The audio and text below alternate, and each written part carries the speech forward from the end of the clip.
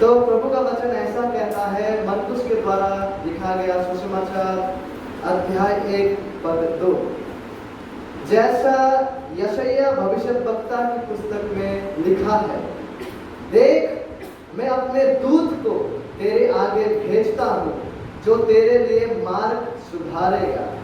जंगल में एक पुकारने वाले का शब्द सुनाई दे रहा है कि प्रभु का मार्ग तैयार करो और उसकी सड़कें सीधी करो। यूहन्ना आया जो जंगल में बपतिस्मा देता और पापों की क्षमा के लिए मन फिराव के बपतिस्मा का प्रचार करता था। सारे यहूदिया प्रदेश के और यरूशलेम के सब रहने वाले निकलकर उसके पास गए और अपने पापों को मानकर यरदन नदी में उससे बपतिस्मा लिया। यह परमेश्वर का वचन है। और यीशु मसीह का मनुष्य बन के आना, ठीक है, यीशु मसीह जब मनुष्य बन के आए और उसका मनुष्य बन के आने के साथ जो भी घटनाएं संबंध रखते हैं, ये सारा जो सत्य घटनाएं हैं, वह ऐसे ही अचानक नहीं घटा है, वह ऐसे ही संयोग से नहीं हुआ है, वो ऐसे ही इत्तेफाक से नहीं हुआ है, ठीक है, वरन बाइबल का त्रिएक परमेश्वर ने, the triune God of the Bible ने सृष्टि का कार्य करने से पहले ही इस योजना को बनाया है। और इन्हीं सत्य को हम परमेश्वर के द्वारा ठहराया गया नियुक्त समय में घटते हुए देख पाते हैं। और जिसका लेख हम जिस सुसमाचार का अध्ययन कर रहे हैं, वहां भी उसका लेख और रिकॉर्ड हम देख पाते हैं। और जब हम इस सुसमाचार का अध्ययन कर रहे थे, पिछली बार हम लोगों ने मसीहा का परिचय के विषय में देखे थे, मरकुस 1 अध्याय 1 पद से। और मसीहा को लेकर उनके परिचय को हम आज फिर से भाग 2 में प्रवेश करने जा रहे हैं। पिछली बार उसका भाग 1 था, और आइए आज हम भाग 2 को देखते हैं, जिसे हम मरकुस 1 अध्याय 2 पद से 5 पदों में देख पाते हैं। यहाँ सबसे पहले लिखा हुआ है मरकुस 1 अध्याय 2 पद में कि जैसे यशायाह भविष्यद्वक्ता की पुस्तक में लिखा है, जैसे यशायाह भविष्यद्वक्ता की पुस्तक में लिखा है। और इन पदों को आज हम 2 मुख्य बातों के द्वारा समझने का प्रयास करेंगे, ठीक है। जिन पदों को मैंने आप सबों के सामने पढ़ा है, उनको 2 मुख्य बातों के द्वारा हम आज समझने का प्रयास करेंगे। सबसे पहले मरकुस 1 अध्याय 2 से 3 पदों को हम इस रीति से समझने का प्रयास करेंगे कि यहाँ पे मसीहा, ठीक है, हमारा महान मसीहा राजा और उसके दूत के विषय में भविष्यवाणी को हम यहाँ देख पाते हैं, ठीक है। हमारा महान मसीहा राजा और उनके दूत के विषय में भविष्यवाणी को हम यहाँ देख पाते हैं। उसके बाद जब हम 4थी और 5वीं पदों में देखने लगते हैं, वहां पे हम मसीहा के दूत को देख पाते हैं, मसीहा के दूत और उसके सेवक आएंगे, ठीक है। तो आरंभ करते हैं मसीहा और उसके दूत को लेकर जो भविष्यवाणी किया गया था। और मरकुस 1 अध्याय 2 पद में ऐसा लिखा हुआ है, जैसे यशायाह भविष्यद्वक्ता की पुस्तक में लिखा है। और यशायाह भविष्यद्वक्ता की पुस्तक क्या है? पुराना नियम बाइबल में बहुत सालों पहले, नया नियम और मसीहा आने से पहले ये पुस्तक को लिखा गया था। तो मरकुस हमसे कहता है जैसे यशायाह भविष्यद्वक्ता की पुस्तक में लिखा है। तो महान मसीहा राजा का आने का बहुत साल पहले ही, कहीं 100 साल पहले ही ये प्रतिज्ञा किया गया था कि वो एक कुछ रीति से आएंगे। और वो जब आएंगे तो क्या क्या घटनाएं घटने जा रहा है, ठीक है। मसीहा के आने के बहुत 100 सालों पहले ही ये प्रतिज्ञा किया गया था, ठीक है, कि क्या होने जा रहा है जब मसीहा आएंगे। और मरकुस हमसे कहता है कि जैसा यशायाह भविष्यद्वक्ता की पुस्तक में लिखा है, मतलब ये बातें लिखा था पहले ही, बहुत सालों पहले। और जब कभी भी हम बाइबल पढ़ते समय या उस समय के प्रचारक लोग जब प्रचार करते थे, और प्रचार के समय जब वो ऐसे शब्द को उपयोग करते थे कि जैसे यशायाह भविष्यद्वक्ता की पुस्तक में लिखा है, ठीक है, जब इन बातों का वो लोग जिक्र करते थे उस समय में, मतलब ये बातों को कब कहते थे वो लोग? ये बातों तब कहता था कि इसके आगे जो वो बोलने जा रहा है वो पुराने नियम में कहीं पे लिखा हुआ है, या पुराने नियम का किया हुआ बातों को वो जो कहने जा रहा है अभी, तो उससे पहले वो क्या करते थे, जैसे लिखा है इन बातों को वो लोग जिक्र करते थे। तो वही बात, वही विषय को यहाँ पे मरकुस कर रहा है। मरकुस कहता है कि जैसे लिखा है, मतलब मरकुस अभी कुछ ऐसा बातों को करने जा रहा है जो पहले ही लिखा हुआ है। ठीक है, और मजेदार बात यह है कि मरकुस अभी कुछ बताने जा रहा है ना, जो लिखा हुआ है उन बातों को वो अभी बताने जा रहा है। और वो कहते हैं कि वो यशायाह भविष्यद्वक्ता की पुस्तक में ये बातें लिखे। लेकिन मजेदार बात यह है कि ये जो देख वाला हिस्सा है, और यहां तक देख मैं अपने दूत को तेरे आगे भेजता हूं जो तेरे लिए मार्ग सुधारेगा। ये जो बातों को मरकुस यहाँ कह रहा है, मजेदार बात ये है कि ये बातें जो है ये यशायाह भविष्यद्वक्ता की पुस्तक में नहीं लिखा है। ये बातें जो है वो पुराने नियम के दूसरे भविष्यद्वक्ता की पुस्तक में लिखा है। ठीक है, और उनका नाम है मलाकी। लेकिन जो बातें यहां से होता है, तीसरा पद से जो बातें शुरू होता है, जंगल में एक पुकारने वाले का शब्द सुनाई देने वाला जो बातें हैं, यहां तक जो ये बातें हैं, ठीक है, इन बातों को हम यशायाह का पुस्तक में पाते हैं। मतलब मरकुस कहते हैं कि जैसे यशायाह भविष्यद्वक्ता की पुस्तक में लिखा है, लेकिन पहले वो मलाकी में लिखा हुआ बातों को करते हैं, उसके बाद ही वो यशायाह में लिखा हुआ बातों को करते हैं। यहाँ पे ये इसलिए मजेदार है क्योंकि जो लोग बाइबल को गंभीरता से रिसर्च करके पढ़ाई करते हैं, वो लोग सोच सकता है कि शायद मरकुस जो है वो भूल गया था होगा, शायद उसको नहीं पता था कि कौन सा अध्याय कौन सा पद कहाँ पे है, इसलिए वो उसका मुंह में जो आया वो बोल दिया और लिख दिया। शायद ऐसा लग सकता है, क्योंकि वो कह रहा है ना कि जैसे यशायाह भविष्यद्वक्ता की पुस्तक में लिखा है, लेकिन उसके बाद ही वो तो मलाकी के बातों को कर रहा है। फिर मलाकी के बातों को पहले करने के बाद वो जाके भविष्यद्वक्ता यशायाह की बातों को करता है। तो क्या इसका मतलब मार्क कंफ्यूज था कि उसको पता नहीं था कि कौन सा अध्याय कौन सा पद कहाँ है? कई सारे लोगों को ऐसा लग सकता है, जब हम बाइबल को बारीकी से पढ़ने लगते हैं, शायद ऐसा लग सकता है कि मार्क थोड़ा कंफ्यूज हो गया था, यशायाह का नाम लेके मलाकी का बातों को करते हैं। लेकिन बात ये नहीं है, क्योंकि हमें ये इन बातों को जानना जरूरी है कि जब बाइबल का लेखक लोग शास्त्र को लिख रहे थे, तो प्रभु पवित्र आत्मा का प्रेरणा से बगैर कोई गलती के उन लोगों ने एग्जैक्ट तरीके से उन बातों को लिखा। ठीक है, तो इसलिए मरकुस जब इन बातों को लिख रहा था वो कंफ्यूज नहीं था, उन्होंने कोई गलती नहीं किया जब वो यशायाह का बात कह के मलाकी का बातों को कह रहा था।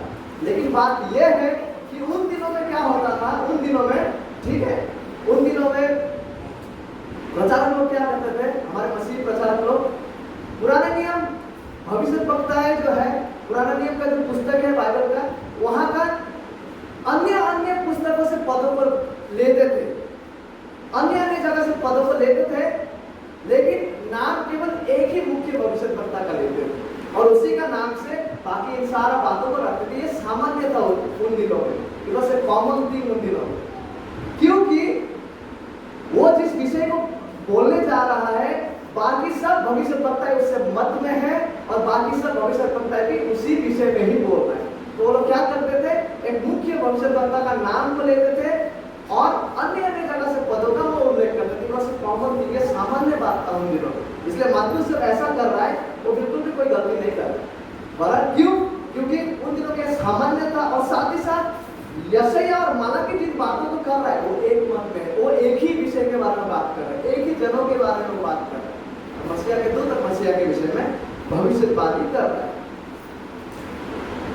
देखिए, हमारा मसीहा, हमारा जो ईश्वरीय राजा है और उसका पहले आगमन का बात,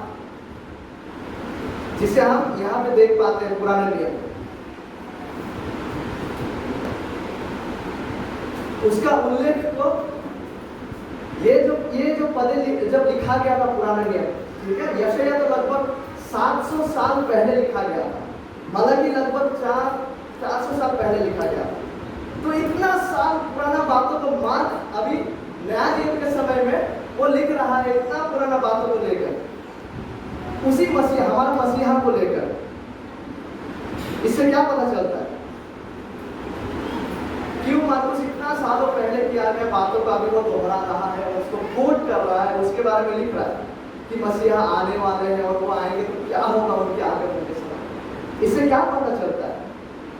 इससे ये पता चलता है कि हमारे ईश्वरीय राजा का जो आना था, उनका जो आगमन था, ये कोई संजोग से घटा हुआ दुर्घटना नहीं है, ये कोई कोइंसिडेंस नहीं है, ये कोई इत्तेफाक नहीं है, चलो होना था हो गया ना, वरन यह इतना महान योजना था, परमेश्वर का ये इतना महान योजना था, जिस योजना को उन्होंने सृष्टि करने से पहले ही रचाया था। ठीक है, इसलिए इतना गंभीरता से इन बातों को रखा जा रहा है। और जिस भविष्यवाणी के द्वारा मार्कुस आरंभ करते हैं, उसे हम मालाकी में देख पाते हैं। मालाकी को एग्जैक्टली वो एक वक्त कोट कर रहा है, जहां पे लिखा हुआ है, देख मैं अपने दूत को तेरे आगे भेजता हूं, जो तेरे लिए मार्ग सुधारेगा। इन बातों को यहोवा कह रहा है। ठीक है, हमारा जीवित परमेश्वर कह रहा है कि देख मैं अपने दूत को तेरे आगे भेजता हूं, जो तेरे लिए मार्ग सुधारेगा। और ये जो दूत है, ठीक है, देख के तेरा दूत अपने दूत को तेरा, ये जो दूत शब्द है, इसका मतलब है, उन दिनों में दूत कौन हुआ करता था? दूत माने स्वर्गदूत नहीं, दूत मतलब मनुष्य के लिए भी ये शब्द का इस्तेमाल किया जाता था। दूत उन दिनों में वो व्यक्ति हुआ करता था, मानिए कि उन दिनों में यहाँ कोई राजा महाराजा आने वाला, इस सड़क पे जैसा हमारा मंत्री लोग कभी कभी आते होंगे कहीं, तो ये दूत लोग कौन हुआ करता था? ये दूत लोग वो व्यक्ति लोग हुआ करता था जो राजा आने से पहले वो आके ये पूरा सड़क को जांच पड़ताल करता था।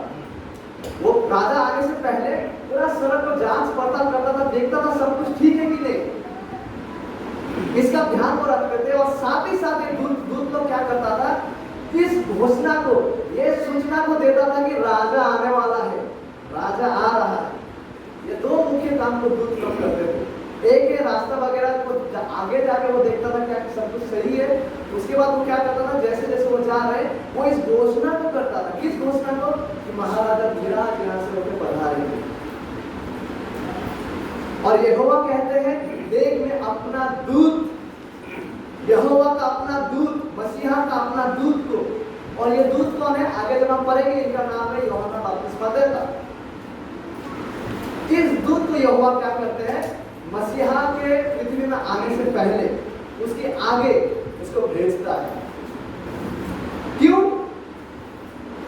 मालाकी कहते हैं और ये बातों को मार्कुस दोहराते हैं कि ये दूत जो है वो मसीहा के लिए मार्ग को सुधारेगा, ताकि ये दूत जिनका नाम यूहन्ना बपतिस्मा देता है, ताकि ये मसीहा राजा के लिए मार्ग को सुधारेगा और तैयार करेगा उनके आगे आगे। और यूहन्ना बपतिस्मा दाता जो है वो इस मसीहा के लिए मार्ग को सुधारने या तैयार करने जा रहा था। लेकिन कैसे? उनके मजबूत प्रचार की सेवा के द्वारा। यदि हम उनका प्रचार को जब पढ़ने लगेंगे, बहुत ही मजबूत और खड़ी प्रचार है। तो यूहन्ना बपतिस्मा दाता जो है वो किस रीति से आने वाला मसीहा के लिए मार्ग को प्रस्तुत करने जा रहा था? उनका मजबूत प्रचार के द्वारा, उनका मजबूत प्रचार की सेवा के द्वारा। कि यूहन्ना जो है वो लोगों को उनके जीवन को, ठीक है, वो क्या कहना चाह रहा था यूहन्ना? वो लोगों को, ठीक है, लोग ताकि उनके अपने अपने जीवनों को मसीहा के आगमन के लिए ताकि प्रस्तुत करे, इस घोषणा को वो करने वाला। और इसी के लिए वो लोगों को बुलाते हैं, आह्वान करते हैं, ताकि लोग इस आने वाला मसीहा के लिए अपने अपने जीवनों को तैयार करें, अपने अपने मनों को, अपने अपने हृदय को प्रस्तुत करें पाप से फेरने के द्वारा, और इस मसीहा को स्वीकारने के लिए तैयार होने के द्वारा। और स्वयं प्रभु यीशु मसीह जो हमारा मसीहा है, वो इस सच्चाई का पुष्टि करते हैं। किस सच्चाई का? जिस बात को मालाकी कर रहा है, जिस बात को मरकुस कर रहा है कि यूहन्ना बपतिस्मा देता सच में वो दूत है जो मसीहा के आगे आके मसीहा के लिए मार्ग को प्रस्तुत करेगा। ये बातों को जो मरकुस यहाँ पे कह रहा है मलाकी से उठाकर, इन बातों का समर्थन स्वयं वो मसीहा भी करते हैं। जब मसीहा आते हैं, आप जब मत्ती 11:10 में पढ़ते, मैं पढ़ना चाहूँगा आप सबों के लिए। हमारे प्रभु यीशु मसीह भी यूहन्ना को लेके, यूहन्ना बपतिस्मा दाता को लेके ठीक यही बातों को करते हैं। वो कहते हैं ये वही है जिसके विषय में लिखा है, देख मैं अपना दूत तेरे आगे भेजता हूँ जो तेरे आगे तेरे मार्ग तैयार करेगा। स्वयं यीशु मसीह इस बात का समर्थन करता है कि यूहन्ना बपतिस्मा दाता को उसके आगे भेजा गया था उसके लिए मार्ग को तैयार करने के लिए। और जब हम मरकुस का लिखा गया सुसमाचार में आगे पढ़ने लगते हैं, मरकुस 1:3 पदों से, यहाँ से वो अभी जो पुराना नियम का बातों का वो भविष्यवाणी को वो जो लिख रहा था यहाँ पे, उन बातों को कोट करते हुए वो फिर उसको अभी मलाकी से बातों को करने के बाद वो अभी यशय में जो बातें लिखा है उसको उल्लेख करने जा रहा है। ठीक है, जहाँ लिखा हुआ है जंगल में एक पुकारने वाले का शब्द सुनाई दे रहा है कि प्रभु का मार्ग तैयार करो और उसकी सड़कें सीधी करो। इन बातों को हम यशायाह 40:30 पद में देख पाते हैं। और यहोवा का दूत यानी यूहन्ना बपतिस्मा देता जंगल में एक पुकारने वाले जन, क्योंकि लिखा है जंगल में एक पुकारने वाले का शब्द सुनाई दे रहा है। तो यूहन्ना कौन था? वो जंगल में एक पुकारने वाला जन है जिसका प्रचार और जिसका पुकार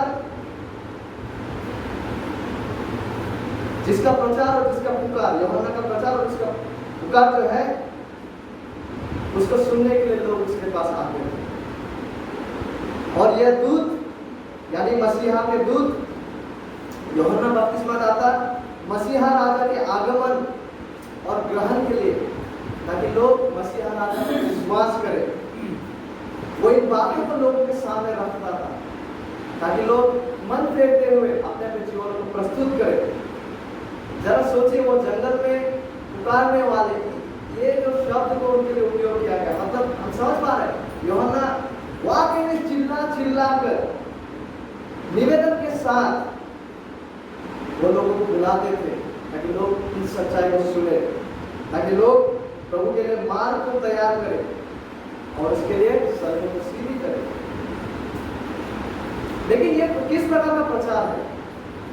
ये किस प्रकार का प्रचार है? जब जंगल में पुकारने वाले कहते हैं प्रभु का मार्ग तैयार करो और उसकी सड़कें सीधी करो, ये किस प्रकार का पुकार और प्रचार है? क्या इसका मतलब यह है कि यूहन्ना लोगों से कह रहा है देखो जो गांव से है, जो शहर से है और तुम्हारे सड़कों के आसपास जितना भी गंदगी है उसको साफ करके रखो, या जितना जंगल झाड़ है उसको काट के रखो? क्या इसका मतलब यह है? जब यूहन्ना कह रहा है प्रभु का मार्ग तैयार करो और उसकी सड़कें सीधी करो, क्या इसका मतलब यह है कि यूहन्ना कह रहा है लोगों से कि जो गांव से आते हैं या शहर से आते हैं अपने अपने सड़कों को मरम्मत करो और सड़कों के आजू बाजू में जितना गंदगी पड़ा हुआ है सब कचरों को उठाओ और जंगलों को काट के साफ करो क्योंकि प्रभु आ रहा है? क्या यूहन्ना ये बात कर रहा है? नहीं, that's not what God is saying। यूहन्ना ये हमारा जो सड़क है वैसे सड़कों को साफ करने का बात नहीं कर रहा है,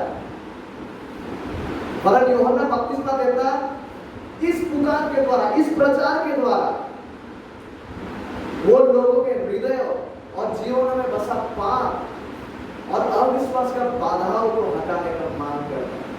ठीक है, जब यूहन्ना कहता है प्रभु के लिए मार्ग तैयार करो और उसके सड़कें सीधी करो, इसका मतलब ये नहीं है कि ये जो सड़कें इसको सीधा करने का वो बात कर रहा है, लेकिन उनका जो पुकार है ये लोगों का हृदय को संबोधित करता है और लोगों का हृदय में बसा हुआ जो अविश्वास है और जो पाप है जिसके वजह से बाधाएं आते हैं आपके जीवन, उसकी मांग ये है कि लोग उसे साफ करें, लोग उसे हटाएं, जैसे जैसे मसीहा का आगमन होने जा रहा है।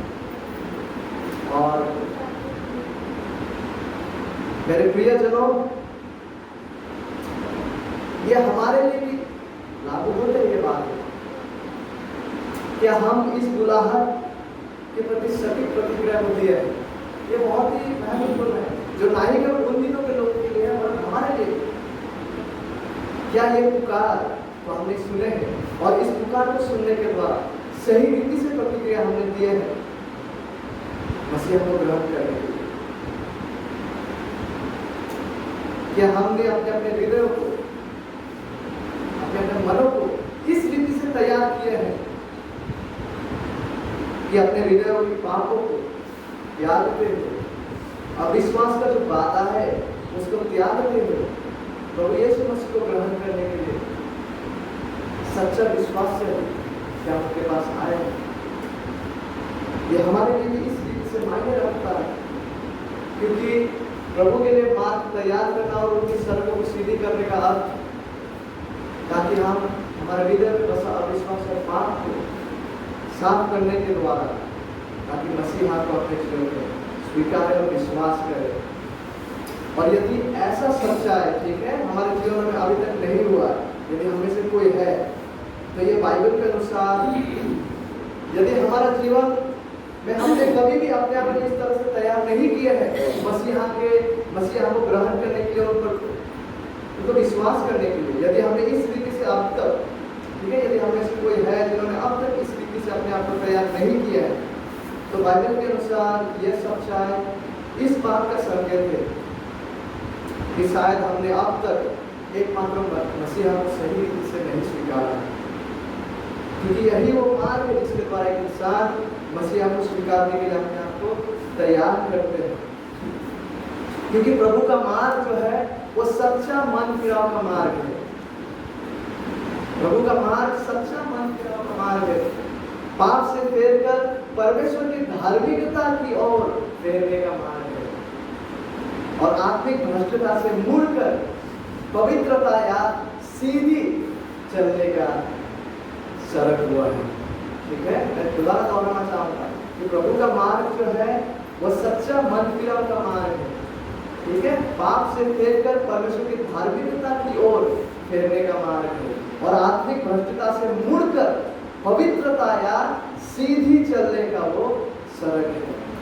और जब यूहन्ना पुकारते हैं कि प्रभु के लिए मार्ग तैयार करो और उसकी सड़कें सीधी करो, तो इसका अर्थ यह है लोग अपने पाप से फेरकर परमेश्वर की धार्मिकता की ओर फेरे और अपने आत्मिक भ्रष्टता से मुड़कर अपने अपने जीवनों को जो है प्रभु के अनुसार सीधी चाल चले।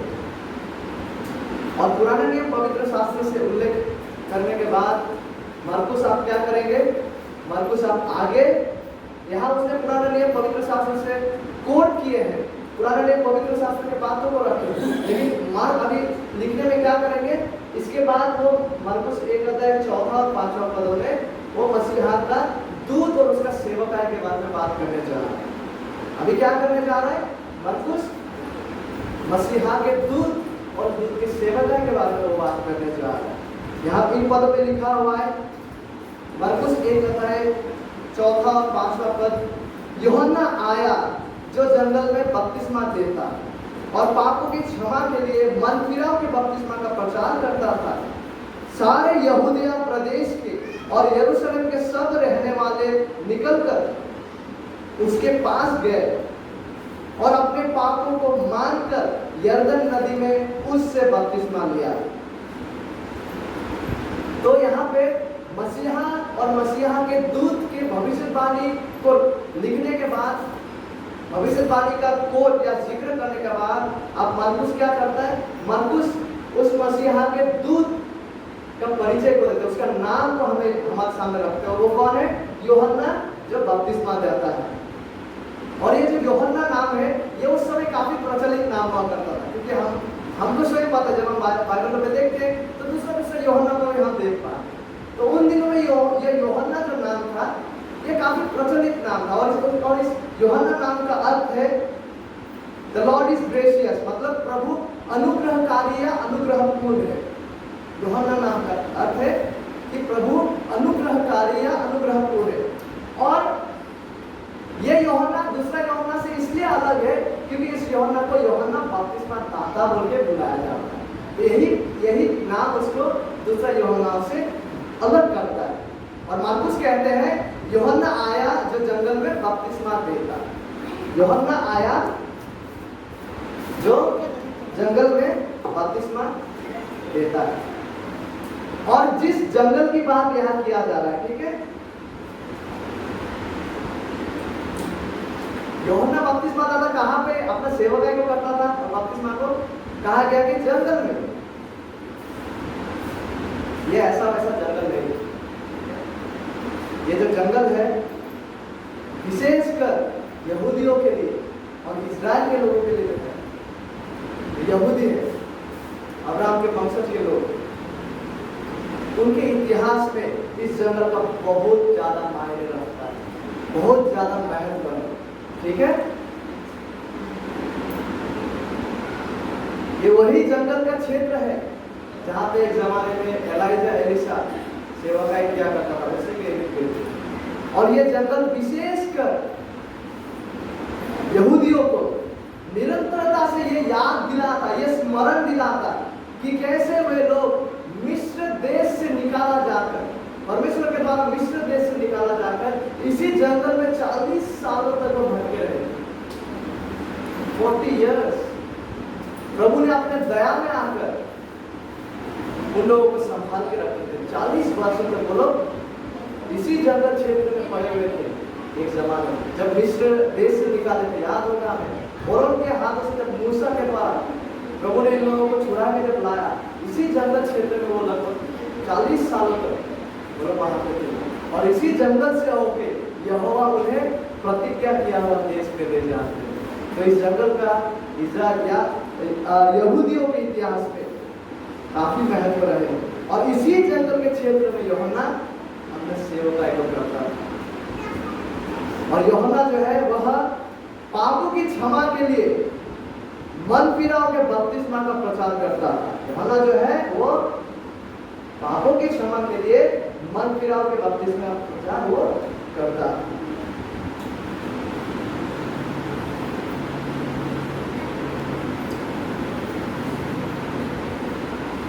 और देखिए, इस कार्य के द्वारा यूहन्ना का जो सेवकाई का कार्य है, विशेषकर यूहन्ना जो पापों की क्षमा के लिए मन फिराव के बपतिस्मा का प्रचार करता था, और यूहन्ना के इस सेवकाई, इस कार्य के द्वारा यूहन्ना जो है वो आने वाला मसीहा के लिए मार्ग को प्रस्तुत करता है। लोगों के सामने यूहन्ना इस मांग, इस प्रचार, इस चुनौती को रखता था कि लोग यूहन्ना का प्रचार को सुने और अपने अपने पापों को त्यागते हुए परमेश्वर से क्षमा प्राप्त करें।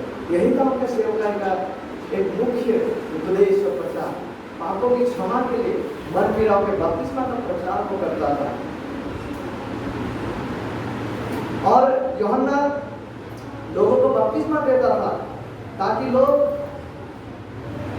वाकई में मन फेरे हैं, लोग ताकि वाकई में मन फेरे हैं, इसको प्रदर्शित करे यूहन्ना के पास आकर बपतिस्मा देने के द्वारा। इसलिए यूहन्ना जो है लोगों को बपतिस्मा देता था ताकि लोग अगर सच में मन फेरे, ताकि ये जो उसके जीवन में जो घटे उसको आगे प्रदर्शित करे बपतिस्मा लेने के द्वारा। और यूहन्ना का द्वारा दिया गया जो बपतिस्मा है वो यहूदियों के जो अलग अलग रीति रिवाज था धोने का वगैरह, उससे बहुत अलग था। यहूदियों में बहुत सारा धोने वगैरह का उनका रीति रिवाज था, लेकिन यूहन्ना का जो बपतिस्मा है वो यहूदियों का धोने वाले का जो रीति रिवाज है उससे बिल्कुल ही अलग था। और यूहन्ना का बपतिस्मा और उनका बपतिस्मा का और उनका प्रचार का जो सेवक आए वो क्या करता था इस प्रचार के द्वारा, मुख्य रूप से क्या हो, इस प्रचार के द्वारा क्या किया गया था। इस प्रचार के द्वारा उस समय के जो यहूदी लोग थे, उस समय के यहूदियों के जो आत्मधार्मिकता और उनके जो धर्मीय पाखंड है उसको उजागर करता था। उस समय में जो यहूदी लोग थे उन लोगों में किस तरह का पाखंड भरा हुआ था। पाखंड मतलब बाहर से परमेश्वर का आराधना करने का वो लोग बहुत सारा रीति रिवाज को पालन करते थे, लेकिन अंदर से वो लोगों का हृदय जो था वो यहोवा से बहुत दूर था। तो यूहन्ना जब इन बातों को रखता है उनके सामने तो ये उन लोगों के लिए एक चुनौती था, चुनौती था उन लोगों के लिए। यूहन्ना के सुनने वालों के लिए यूहन्ना का जो प्रचार और सेवा का है वो एक चुनौती था कि वो लोग इस सच्चाई को समझे, क्योंकि केवल अब्राहम का शारीरिक वंश होना काफी नहीं है, केवल बाहरी रूप से रीति रिवाज होना काफी है। यूहन्ना ये दिखा रहा है केवल अब्राहम का शारीरिक वंश होना काफी नहीं है, केवल बाहरी रूप से फरीसियों का नियम वगैरह पालन करना काफी नहीं है परमेश्वर के राज्य में प्रवेश के लिए। इन्हीं बातों को यूहन्ना सामने रख रहा है, ठीक है। और यूहन्ना इन्हीं बातों को सामने रखने के द्वारा वो चाहता था कि लोग इस बात को समझे, क्योंकि लोग उस समय घमंड करते थे, वो लोग सोचते थे कि हम पहले से ही परमेश्वर के राज्य के लोग हैं। क्यों? क्योंकि हम अब्राहम के वंशज से हैं। वरन यूहन्ना इन बातों को जो सामने रखता है वो इनके द्वारा उन लोगों में बसा हुआ जो गलतफहमी है उसको वो उजागर करता था, और वो चाहता है कि लोग समझे कि अब्राहम का शारीरिक वंशज होना, शारीरिक वंश से होना काफी नहीं है, केवल बाहरी रूप से रिवाज करना काफी नहीं है परमेश्वर के राज्य में प्रवेश करने के लिए। वरन जिस सच्चाई की मांग यूहन्ना कर रहा है, जिस सच्चाई की मांग यूहन्ना कर रहा है और जिस सच्चाई की आवश्यकता की यूहन्ना लोगों से मांग कर रहा है वो है एक व्यक्ति के जीवन में उसके भीतर से सच्चा बदलाव का वो मांग कर रहा है।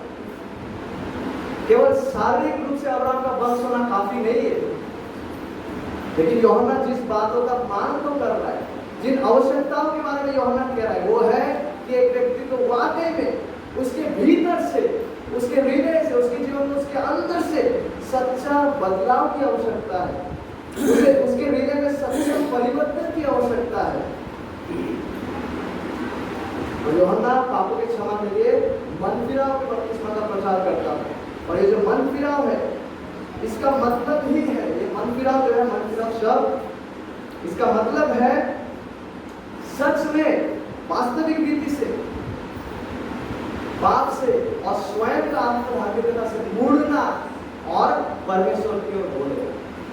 तो यूहन्ना जब उनके बाद उनकी प्रचार को रखता है तो यूहन्ना इंसानों का हृदय को संबोधित कर रहा है। वो कहना चाह रहा है कि केवल बाहरी रूप से फरीसियों का नियम पालन करना काफी नहीं है परमेश्वर के राज्य में प्रवेश करने के लिए, केवल अब्राहम का शारीरिक वंश होना काफी नहीं है, वरन परमेश्वर के राज्य में प्रवेश करने के लिए जिस सच्चाई की आवश्यकता है वो है एक व्यक्तिगत जीवन में उसका भीतर से, उसका हृदय से सच्चा परिवर्तन। और ये जो मन फिराव शब्द है इसका मतलब ही है कि पाप से, अंदर से, अपने हृदय में होकर पाप से और आत्मधार्मिकता से मुड़ना और परमेश्वर की ओर बोलेगा। और जब सच्चा मन फिराव किसी का जीवन में घटता है तो हम केवल बाहर से नहीं, अंदर से बदल जाते हैं, हमारे हृदय में सच्चा परिवर्तन होते हैं, हमारा प्रकृति बदल जाते हैं। जब किसी का जीवन में सच्चा मन फिराव होता है तो वहां पे हमारा प्रकृति केवल बाहरी विषय नहीं, लेकिन सबसे पहले हमारा हृदय अंदर से बदल जाते हैं, हमारा जो प्रकृति जो हम है अंदर से वो बदल जाते हैं। और यहाँ पे मैं एक उदाहरण के द्वारा सच्चा हृदय परिवर्तन को समझाने का प्रयास करूंगा। और ये उदाहरण है, ये उदाहरण को चार्ल्स स्पर्जन नामक जो प्रचारकों का राजकुमार है, बहुत ही सुंदर उदाहरण को उन्होंने दिए थे सच्चा मन फिराव और सच्चा हृदय परिवर्तन को लेकर। ठीक है, इस उदाहरण के द्वारा आप समझने का प्रयास करेंगे कि जब सच्चा हृदय परिवर्तन किसी का होता है, जिसका बात यूहन्ना यहाँ कर रहा है, वो होता है तो कैसा होता है। मानिए कि ये दो तरफ, इधर जो है जितना भी गंदगी है, जहाँ से बदबू आता है, जब जितना भी गंदगी है, कीचड़ नाला का चीजें यहाँ रख दिया है, और इस तरफ में आप बहुत अच्छा खाना बना के रख दिया। दोनों तरफ, एक तरफ गंदगी भरा हुआ है जिसका सामने से जाएगा बदबू आएगा, मानो कि निकल जा रहा है। ये चीजें इधर है, और इधर में सबसे अच्छा खाना को आप रख दिए, और सामने से लाया जाता है एक सुअर को। उसको अगर आप सुअर को छोड़ देंगे, पता है वो कहाँ जाएगा? आपका अच्छा खाना वो छोड़ देगा, वो इधर जाएगा, क्योंकि यह उसका स्वभाव है, उसका नेचर में यह है कि वो इसी से प्यार करता है। उसे जितना भी आप नहलाएं वो घूमते फिरते आएगा, बिकॉज उसको यहाँ मजा आता है, वो स्वभाव और प्रकृति से ही इसको पसंद करते हैं। लेकिन मानिए कि मेरे पास एक अजीब सा आश्चर्य करने का सामर्थ्य है, मैं हाथ ताली बजाता हूँ, ये सुअर आदमी बन जाता है, सोचिए, ठीक है। तो मुझे प्रभु ने कुछ ऐसा सामर्थ्य दिया, सोचिए, उदाहरण के लिए, सबके लिए। तो मानिए मैं हाथ ताली मारता हूँ, ये सुअर अब आदमी बन जाता है, और तुरंत जब मैं ताली मारता हूँ, ये सुअर जब आदमी बन जाएगा, पता है क्या होगा? सबसे पहले वो, अरे भाई मैं कहाँ हूँ, वो जिस चीज का मजा ले रहा था कुछ देर पहले, वो उल्टी करेगा अभी, तो मैं कहाँ आ गया? वो जाएगा, नहाएगा, धुआएगा, फ्रेश हो जाएगा। क्यों? क्योंकि आपको बदल गया है, उसका नेचर, प्रकृति बदल गया है, और साथ ही साथ उसका स्वभाव भी बदल गया है। यही होता है एक इंसान का हृदय परिवर्तन के समय। हम लोग दायूद की तरह पाप का स्वभाव में जन्म लेते हैं, ठीक है, that is what we love. आत्मिक रूप से उसी को पसंद करते हैं। यूहन्ना 3:19-20 में जब हम पढ़ते हैं, कहते हैं कि ज्योति जगत में आई, लेकिन लोगों ने अंधकार को ही प्रिय जाना। हम स्वभाव से अंधकार, स्वभाव से उन्हीं चीजों को पसंद करते हैं, लेकिन जब परमेश्वर का दया में होकर, पवित्र आत्मा का कार्य से हमारे जीवन में नया जन्म होता है, यह सच्चा मन फिराव जब हमारे जीवन में होता है, तो हम उसी तरह से परिवर्तन हमारा होता है, हमारे स्वभाव में, हमारे प्रकृति में हम संपूर्ण रीति से बदल जाते हैं, और जिन चीजों को हम एक जमाने में प्रेम करते थे, उससे आप नफरत करने लगते हैं, उससे आप दूर दूर हम रहते हैं, और हम परमेश्वर की चीजों में आप बदल लगते हैं।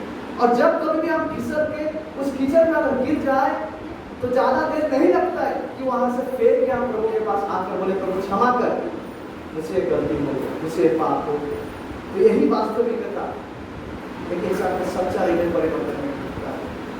तो यूहन्ना स्वर्ग राज्य में प्रवेश करने के लिए, उस मसीहा को ग्रहण करने के लिए, जो मसीहा का आगमन होने जा रहा है, उसको स्वीकारने के लिए जिस सच्चाई का एक व्यक्ति का जीवन में आवश्यकता है, वो ये नहीं कि वो यहूदी का घर में परिवार में जन्मा, हाँ, और ये भी नहीं कि बाहरी तरह से वो क्या कर रहा है मुख्य रूप से, पर सबसे पहले ये उसका हृदय का सच्चा परिवर्तन, उसका स्वभाव में बदलाव की मांग यूहन्ना यहाँ करता है। और जब किसी का जीवन में सच्चा मन फिराव हमारा होता है, तो हमारा प्रकृति बदल जाता है, अंदर से बदल जाता है, और जब हमारा अंदर से बदल जाता है, तो हमारा स्वभाव भी बदलने लगता है उसी के फलस्वरूप, ठीक है, हमारा चाल चलन बदल लगता है। इन्हीं बातों का, इन्हीं सच्चाई का मान का बात यूहन्ना यहाँ पे कर रहा है। और पानी में बपतिस्मा, देखिए इस बात को भी थोड़ा समझने की आवश्यकता है। पानी में बपतिस्मा किसी का जीवन में मन फिराव को उत्पन्न नहीं करता, ठीक है, बात समझ जाए। अगर पानी में हम डुबकी लगा दें, इसका मतलब ये नहीं कि पानी में डूब के उठने के दौरान मेरा जीवन में मन फिराव आ गया, हाँ, और ना ही पानी में घुस के निकलने के दौरान किसी का पाप क्षमा, ये गलत है। लेकिन क्यों करके हम पानी में बपतिस्मा ले, क्यों करके वो लोग पानी में बपतिस्मा लेता था? क्योंकि इस बात को दिखाने के लिए कि हम सच में मन फेरे और उस मसीहा के लिए खुद को प्रस्तुत किया था, वो हुआ है मेरा जीवन में, ये दिखाने के लिए लोग यूहन्ना के पास बपतिस्मा लेने आते हैं। इसलिए नहीं कि बपतिस्मा के द्वारा पाप क्षमा होगा ना, बल्कि इसलिए था कि वो लोग इस बात को प्रदर्शित करने के लिए कि वाकई में मेरे जीवन में वो मन फिराव है, इसलिए वो अपने अपने गुनाह और पापों को मानकर यूहन्ना के पास आके बपतिस्मा लेता है, ठीक है।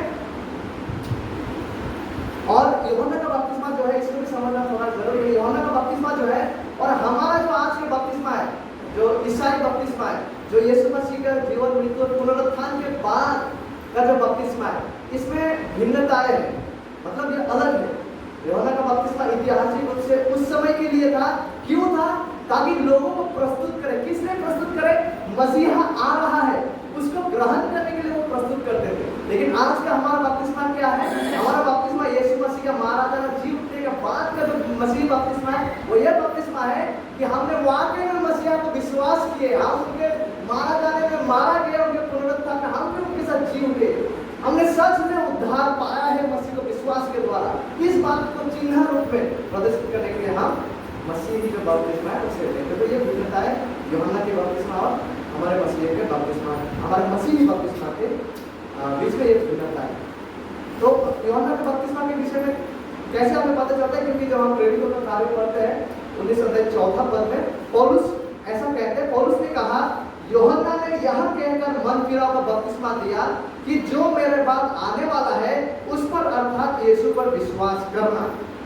तो ये उद्देश्य उद्देश्य था यूहन्ना का बपतिस्मा खाने का, ठीक है, ताकि लोग जो आ रहा है मसीहा, ताकि उसको स्वीकारने के लिए, उनको विश्वास करने के लिए प्रस्तुत करे अपना। That was the purpose of John's baptism. और यूहन्ना बपतिस्मा दाता की सेवकाई में जब हम देखते हैं, ठीक है, उनका जब दूसरा प्रचारों को भी जब हम एक साथ लेके आते हैं, तो हम देख पाएंगे कि यूहन्ना बपतिस्मा दाता जो है वो बहुत ही खतरनाक प्रचारक है। यूहन्ना बपतिस्मा दाता जो है उन्होंने परमेश्वर का न्याय, परमेश्वर के क्रोध और परमेश्वर के राज्य में प्रवेश के विषय में उन्होंने गंभीरता पूर्वक उन्होंने प्रचार किया, ठीक है, परमेश्वर का न्याय, परमेश्वर का क्रोध, परमेश्वर का विचार और परमेश्वर का राज्य में प्रवेश के विषय में यूहन्ना बपतिस्मा दाता ने प्रचार किया। और जब इस तरह का प्रचार घट रहा था उन दिनों में, तो क्या हुआ, इस प्रचार को सुनकर यह प्रचार जब फैल रहा था, तो उस समय के क्या हुआ, उस समय के कोई भी यहूदी ये नहीं चाहता था कि वो मसीहा का राज्य से चूक जाए। जब ऐसा प्रचार को सुनने लगा तो भयभीत हो गया। लोग नहीं चाहता था कि वो लोग उस आने वाला मसीहा का राज्य से, यहूदी लोग थे, वो लोग बिल्कुल भी नहीं चाहता था कि उस मसीहा का राज्य से मैं वंचित हो जाऊं, उससे मैं चूक जाऊं या छूट जाऊं। इसलिए क्या था, बहुत सारे लोग, हम 5वीं पद में जब पढ़ते हम देख पाते, सारे यहूदिया प्रदेश के, मरकुस 1:5 पर, और यरूशलेम के सब रहने वाले निकलकर उसके पास गए, यानी कि यूहन्ना के पास गए, यूहन्ना बपतिस्मा दाता के पास, और अपने पापों को मानकर यरदन नदी में उससे बपतिस्मा लिया।